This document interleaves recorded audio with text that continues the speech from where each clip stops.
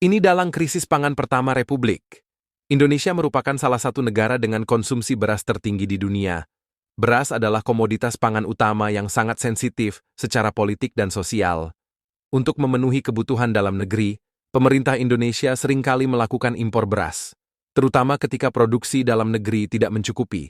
Namun, proses impor ini rentan terhadap praktik korupsi, termasuk manipulasi data, markup harga, dan penyalahgunaan wewenang.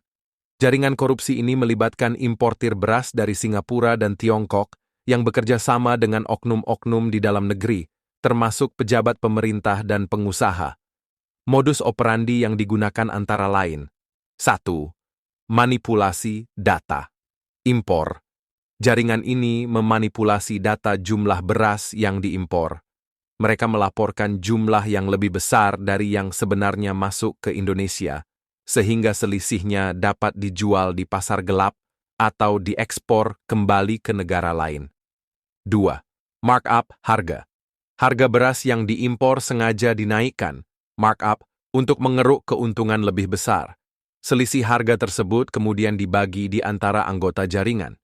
3. Penyuapan.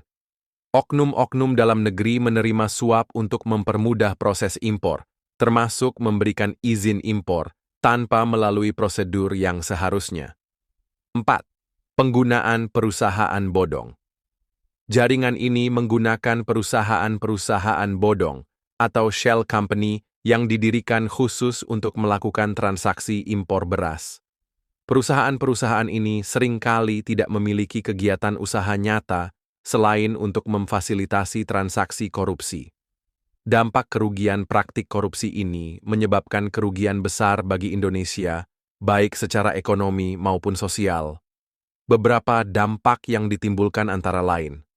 1. Kerugian keuangan negara.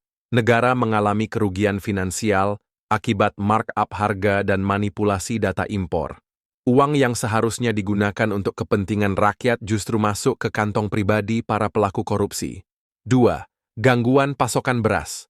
Manipulasi impor beras dapat mengganggu stabilitas pasokan beras di dalam negeri. Hal ini dapat menyebabkan kelangkaan beras dan kenaikan harga, yang pada akhirnya memberatkan masyarakat. 3. Merusak reputasi Indonesia. Kasus korupsi ini merusak reputasi Indonesia di mata internasional, terutama dalam hal tata kelola perdagangan dan pemberantasan korupsi. Penanganan kasus lanjut part 2 guys.